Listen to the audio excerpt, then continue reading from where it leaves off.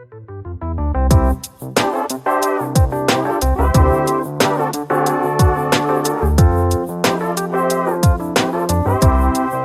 are talking about the greater good.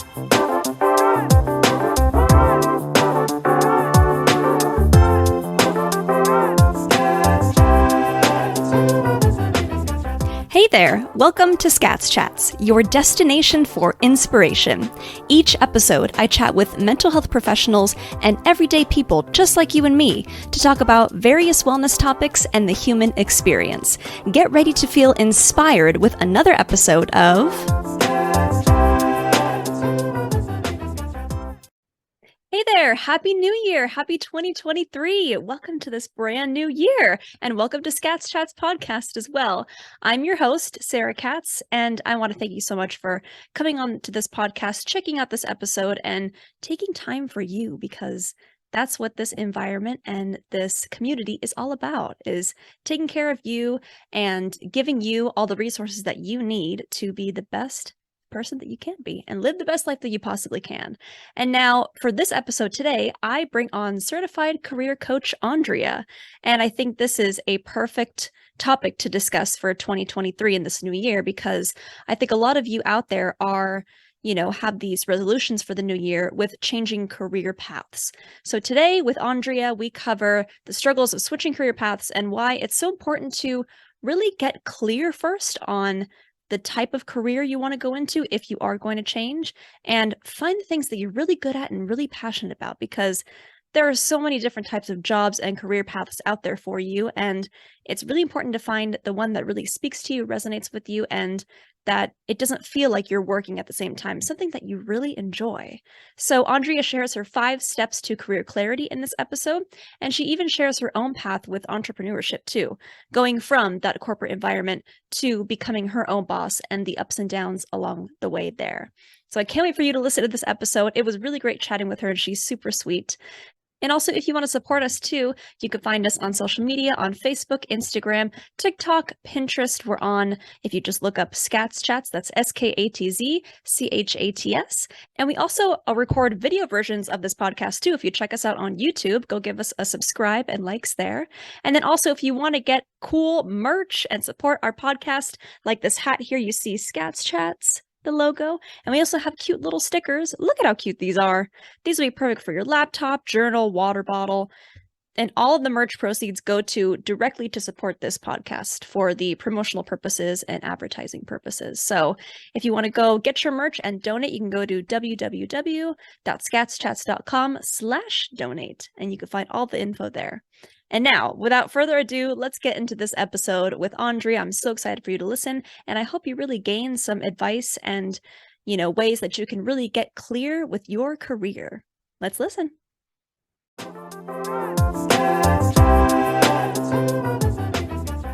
Thank you so much, Andrea, for coming on Skatz Chats. I really appreciate you being here, and I'm so excited to talk everything career-based. And this is really important to, I guess, make sure you're on the right career path and balance your, get that work-life balance going and all that good stuff. And so you're going to talk about your 5 steps to career clarity, which I'm so excited to get into. But first, I want to give you an opportunity to introduce yourself to the audience, say a little bit more about what you do.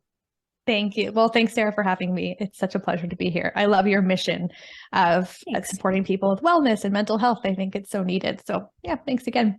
So my name is Andrea Barr. I live in Vancouver, Canada with my small, growing little family. And I am a career coach who particularly works with parents who want to reach new career heights, but also want to have time with their family. That old, how do you juggle those two things? And so I definitely noticed a gap in that when I became a parent myself. I was super career motivated, but then I also was really family motivated. So that's the work I do, and I love it. I'm the host of the All Figured Out podcast, which I just launched, which I was just telling you, Sarah, about. Yay! It's just been a lot of fun. So again, kind of helping to just provide resources and just conversation around that notion of careers, and definitely speak to people who are thinking about becoming parents too. So I was in that space a couple of years ago being like, wow, how do you know when to even think about having a family. Like that can be a really mind-blowing decision to make. We were totally in that. So that's the work I do. And yeah, with my family, we live in the mountains, so we love to get outdoors and just have fun. And yeah, I'm so excited to be here. I've definitely gone through my own mental health journey. Have been affected by family members who have committed suicide. And so I just, have really resonated with your podcast, Sarah, and just how mental health is just a constant and woven through everything in life. So thanks again for having me. Yeah, of course. And that's so true. And thank you for saying that as well. But it's so true how you're right, how it weaves through every aspect of life, including your career and work life. So I wanted to, come back to, I guess, the beginning with your own, experience with balancing, I guess, wellness and your career. So, I mean, how, I guess, was that like starting out as you starting a family, I guess, and how was that going compared to then and compared to now? That's a really good question. I'll back it up even further to when I didn't have children and when I worked in the advertising. So I've done 2 career changes in my career, which is why I'm also really excited and motivated to support people through career changes because it can be such a wild ride.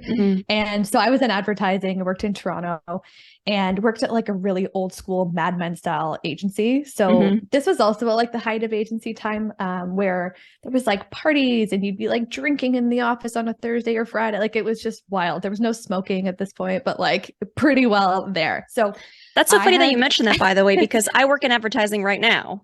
Oh, I knew you worked in marketing. I didn't realize. Are you in the agency side? Yeah. So I just actually started like a month ago with my new job. So yeah.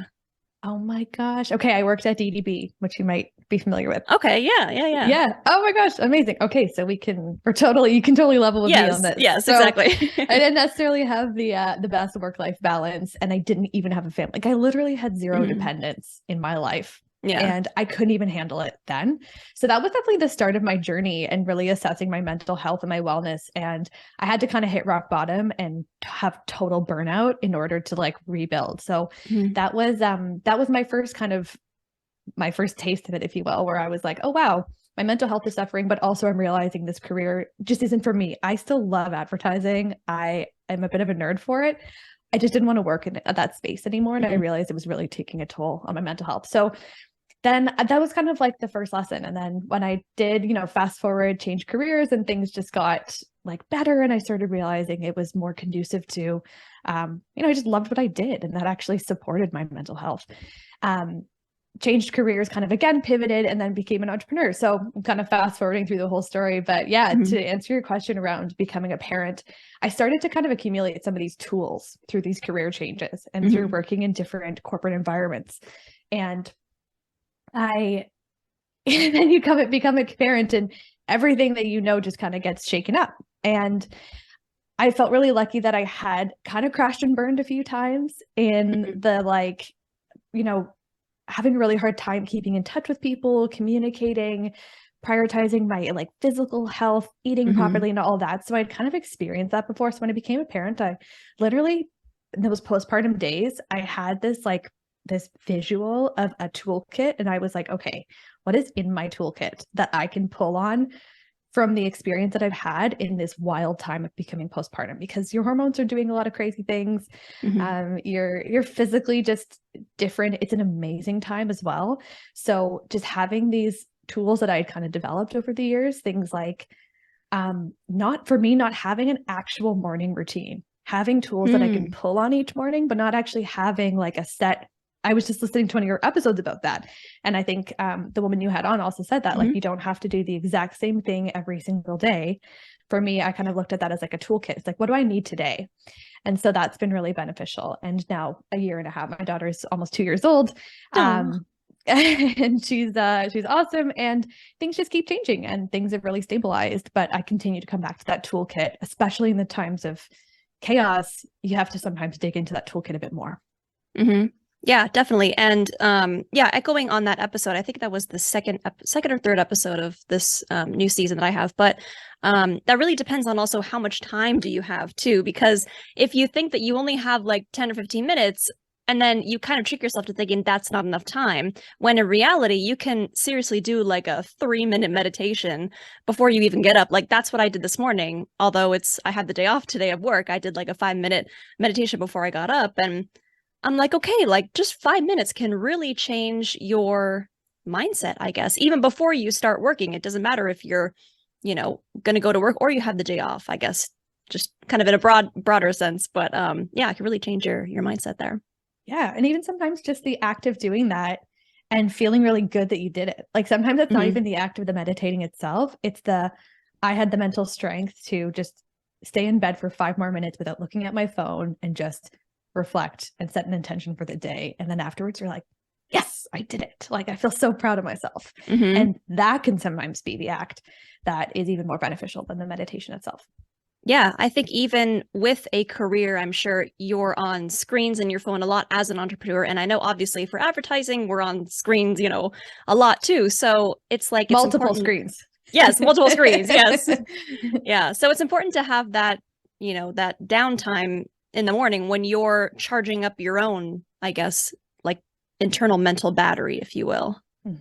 Definitely. Yeah.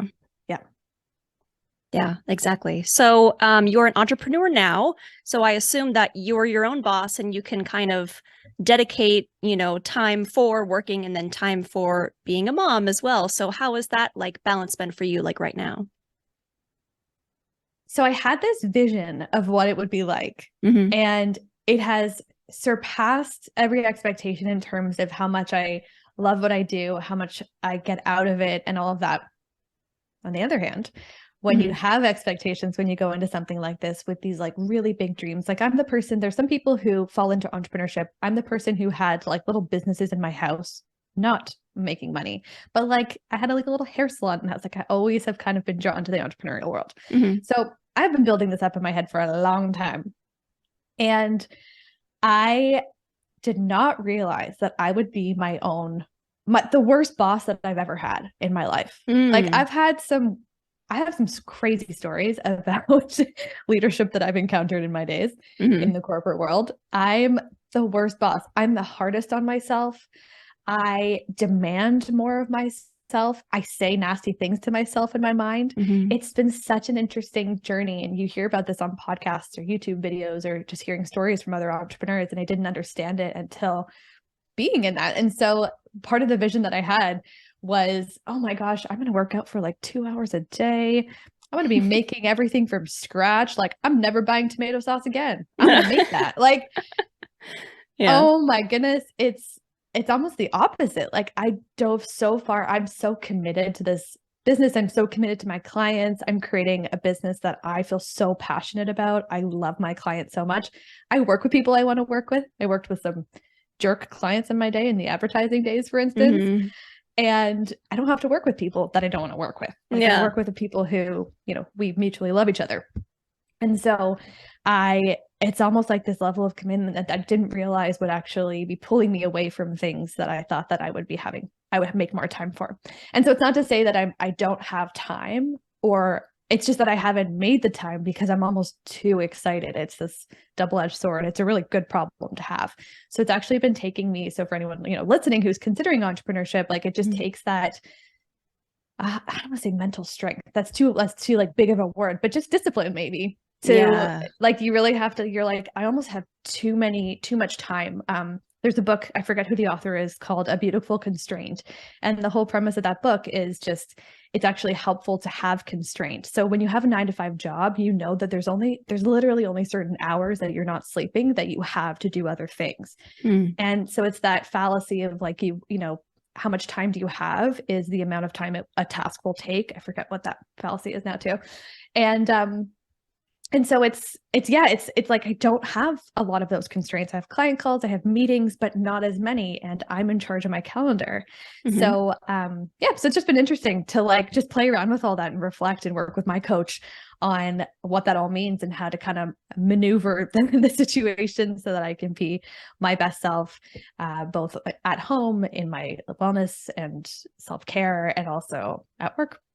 Yeah, that's so interesting that there are those pros and cons, because I have had a huge, I guess, issue with discipline as well, and like procrastination. I feel like even working on this podcast too, back in when I've had my first season, granted I was working part-time and a full-time student, but I would wait until like, let's say 2 days before to like think of an episode and then record it and then release it. So it's kind of like you really have to be, so I guess, yeah, disciplined with yourself, but not, have that negative self-talk brought in at the same time. So that's kind of a hard thing to balance too. Definitely. And then it's chalking those situations up as a learning, right? It's like when you're in school and you write the essay the night before and you're like, I'm never doing this again. Mm-hmm. It might happen again, but you learn, like, you can't say, I'm never doing this again. You say, okay, what's the benefit if I were to have started this earlier? And so it's those types of things, right? It's like, okay, how could I be benefiting my future self, Sarah, if I just start the podcast process 1 week earlier? Mm-hmm. Okay, a bit more calm. I can peter along a bit more. I can actually have like dinner the night before it launches because I'm not up editing until midnight, like all that stuff. Yeah.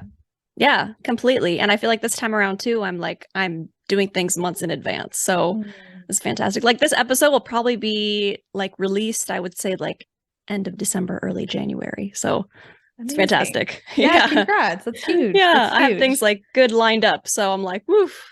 That takes me, like you said, I noticed the benefit of doing things early. And so I'm really trying to like keep up with that cycle too. And it's like a test, like you do it early, just be like, okay, I'm going to do this one. I'm not going to say that forever in a day, I'm going to do everything early. I'm going to try it once and see what happens. And then you try it once and you're like, oh, that was nice. That was really nice. And then it gives you that motivation because you've actually seen what the carrot is at the end.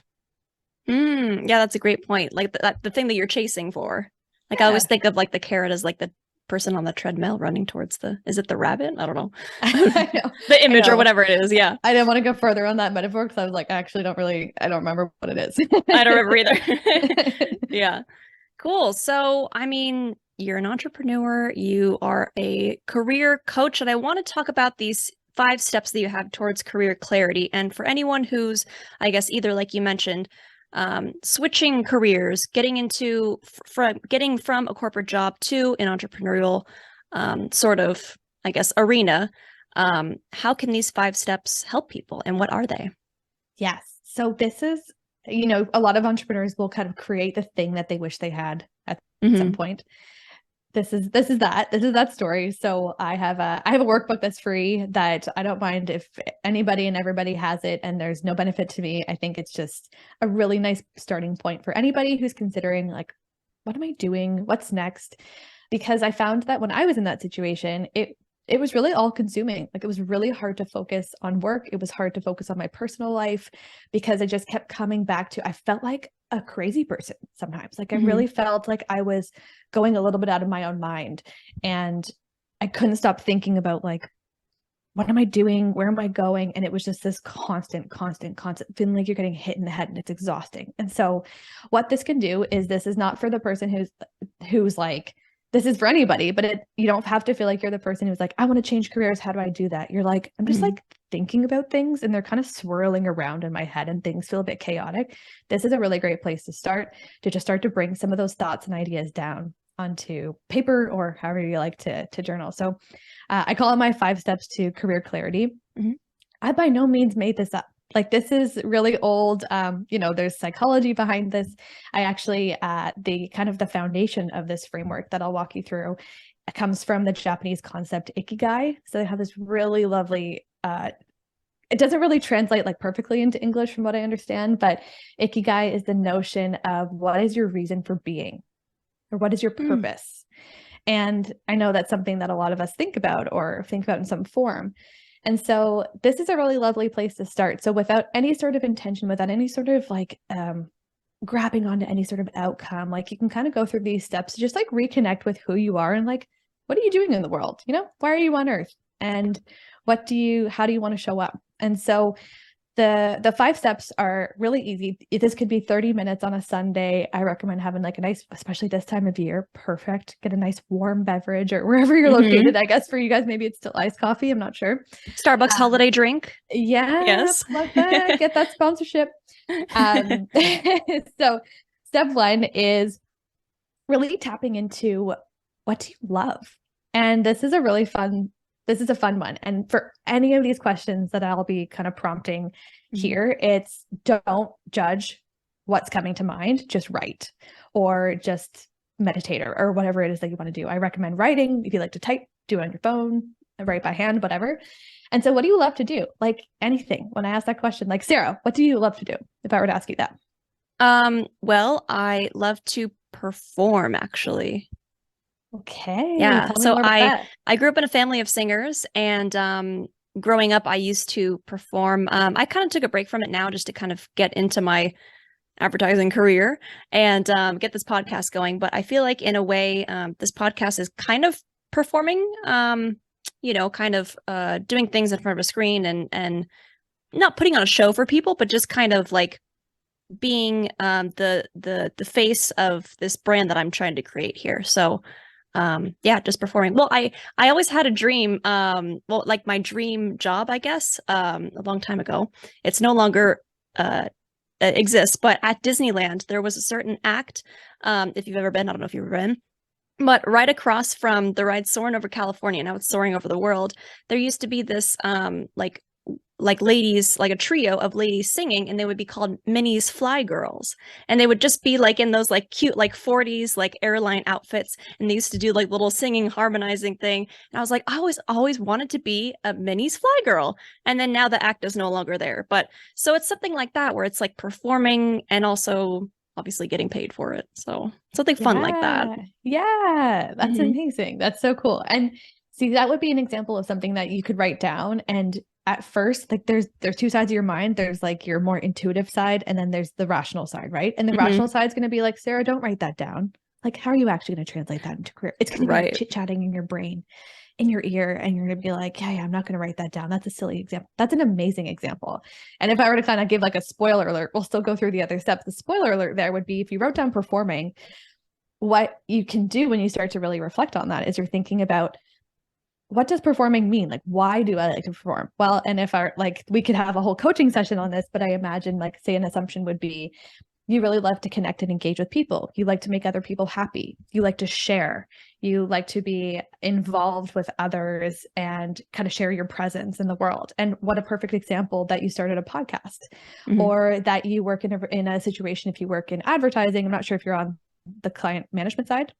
Yeah. Like on the account side. Yeah. Yeah. So like that is a kind of a level of performing. You're presenting work, you're engaging with other people. And so you can kind of start to see like that through line of why it's important to write down everything that you actually love and care about, because there's all these really interesting associations that you can end up making to show that that can actually translate into a really cool career. It can give you a lot of information about who you are at your core, what you really appreciate, and what would make an amazing career for you. And so that's that first step of like really understanding who you are.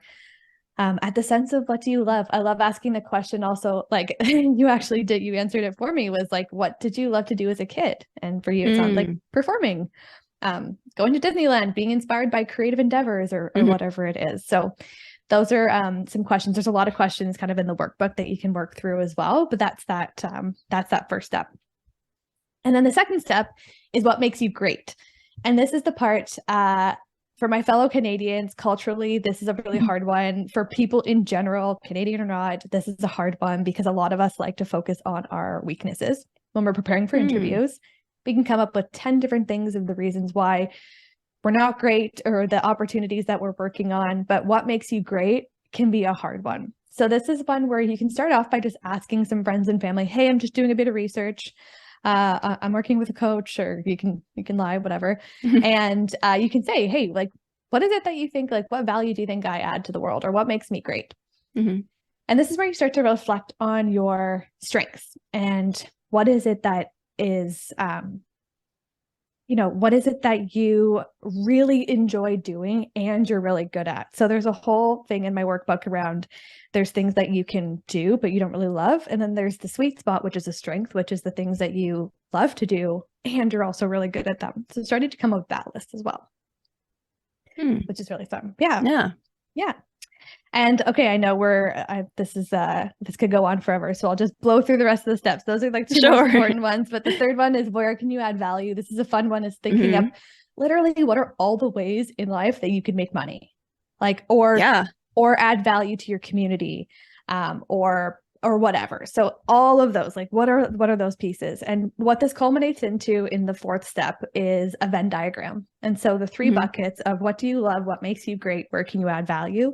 And you can probably see where I'm going with this. The very center is your career vision, or kind of a bit of career clarity. So if you were to put all those pieces together, like, what does that dream career look like for you? And that's kind of the nugget. And it doesn't have to be a statement. You don't need to fuss over the words. It can just be, doesn't have to be a sentence. It can be just be a collection of words, or like a vibe, if you will. And then the fifth and final step is taking that and saying, okay, what am I going to do with this? Like, what's one action I can take? Maybe it's going for coffee with somebody that you feel like has really tapped into their career vision and you feel really inspired by them. So that is the 5 steps in a really quick nutshell. And again, I can send you the link if anybody would like to download that, but it's a really fun exercise to do. And it's something I highly recommend for anybody who's considering, what next. Absolutely. I love that. I feel like those really break down like the thought process of what you really want to do. And I guess, like you said in the beginning, what is kind of like your purpose? And I feel like a good point to note is that, there are these traditional kind of corporate 9-to-5 things, but people, survive in terms of just kind of with putting a roof over your head and putting food on the table as an entrepreneur too. It's like there's many different outlets or ways of generating income or having a career, if you will, that's not the traditional 9-to-5. And I think that's really important too, because like previous generations, I know my mom always said, hey, which is great, like I like having the 9-to-5, but I also like having a side hustle thing. But she always said, have this security, you need the health benefits, the 401k, whatever, but that's not the only one path that you can take. I think there's many other, ways of, I guess, surviving and living in this world, if that makes any sense. Yeah, totally. I think there's a level of creativity and bravery that comes with it. So being creative about the career that you want to craft for yourself. And you can think of it like that. Like, I'm not just climbing a ladder, I'm crafting a career. I'm crafting my career. And Sheryl Sandberg says, careers are a jungle gym, not a ladder. And so, like, what elements of the jungle gym do you want to put together? Like, do you want to have a slide? Do you want to have a swing? Yeah. Like some fun little thing that no one's ever heard of. The clients that I work with have some job titles and roles that you would have never, ever come across. Like, and then you ask every single client I ask, how did you get into this line of work?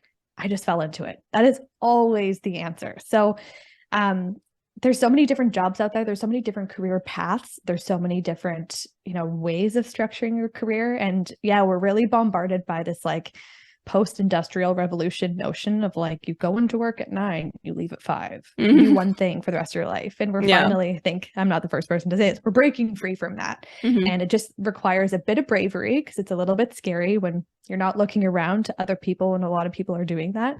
And then it requires creativity to build the career of your dreams. Yeah, exactly. And the career of your dreams. And in that point too, I just thought, a lot of people don't really like what they do for work. And I think it's so important to like find that happiness. And I know there's some famous quote, I'll probably, butcher it, but it's like you need to be happy with the work that you're doing. Gosh, what's that quote? It's like it's not work if you enjoy it. Or it doesn't, you'll never work a day in your life if you love what you do. Yeah, something along those lines. Yeah, exactly. Yeah, so it's absolutely. Like you need to really like enjoy what you're doing, because like if you don't too, it's like that kind of wears you down over time mentally. It's like, why am I still doing this? I have no passion towards this. Yes. A lot of people come to me at their kind of breaking point of that, where they're like, I'm sick of my own shit. I'm sick of being the person who goes to the holiday dinner with my family, the wine night with my girlfriends, and I'm the one who's constantly complaining. How's work going? Not great. I'm not loving it. They're like, I don't want to lie, but I feel like I'm constantly just being that like negative Nancy, and I'm dragging myself down and I'm dragging other people down. Yeah. Yeah, that's so true. And I feel like too, since we're coming up to 2023, I want to ask if there's kind of like one good piece of advice that you can give our listeners if they want to, have a resolution for the new year that is changing their career. What kind of advice would you give to them? Ooh, that's such a good question. A resolution. Okay, maybe if I could give them an intention. I actually, on my own podcast, I had somebody on recently who was speaking about their fertility struggles that they were having. And she said that some of the best advice that she got in a situation that you can't always control or kind of feels a little out of your control, or you just feel it feels complicated, like any situation in life. She had a midwife who actually told her, plan for the options, not the outcomes. And I was like, wow, that is so interesting. And so my advice would actually be in just seeing people kind of do the career change and go through the process. When I first started off and I was like, I'm going to be a career coach. I want to help people within 3 months change careers, land a new job. If I'm being quite honest, that's actually not what people wanted. They were like, I would rather actually take more or less time and find the right career. And it's not really what people needed either. And so if you plan for options, or you're willing to like explore and be a journalist for yourself, be a journalist for your own career, and go out there and like get into the field and talk to different people, learn about new career paths, plan for some options, test some things out. That can be a really amazing intention for the new year if you want to change careers, versus saying, a lot of people do this. I've done this too. I have clients that do it, is I want to have a new job by the middle of 2023 or January. I'm going to start my career changing process. I'm going to start applying for 25 jobs a week. Terrible, terrible idea to set that type of intention. And instead plan for the options. Be like, I'm going to use the first half of the year to get clarity on exactly what I want to do. And then I'm going to act on that. And it's not copping out. Like, it's not saying that, oh, well, that's not like a hard and fast resolution that you can check off, but it really is. I think that there's more value in getting more clear about what you want to do and what it is that your dream career even looks like, than it is to just change careers. Because you could, like Sarah, you could be like, okay, I've tried advertising for this month or whatever.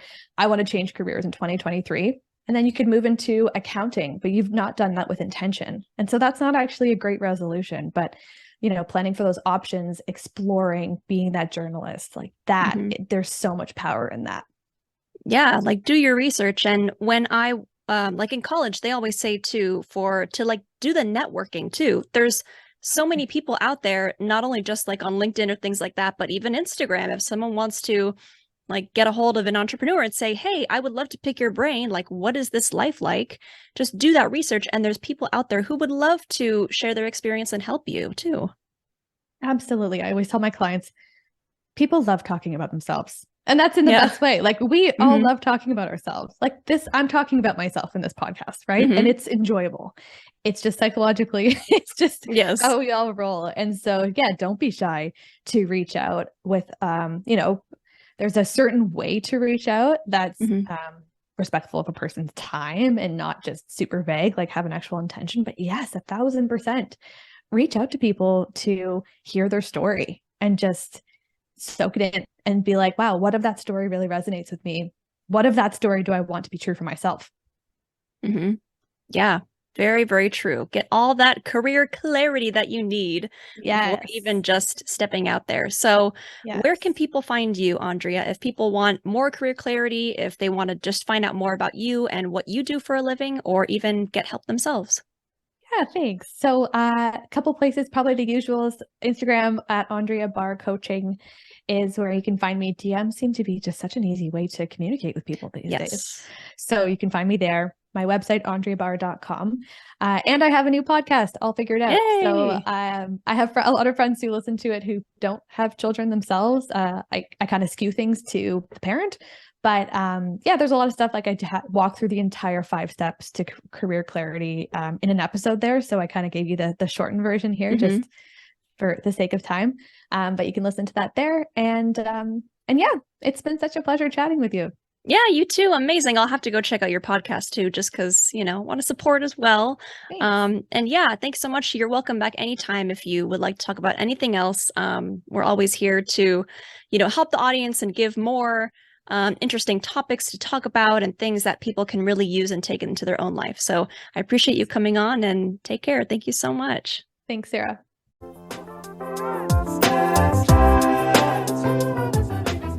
Thanks for listening. We hope you enjoyed this episode. Find out more about us at www.skatschats.com. Special thanks to NK Arts, who designed our logo, Daddy Lakis for writing and producing our theme song, Joe Papadenitz for branding photos, and our friend Abby for social media.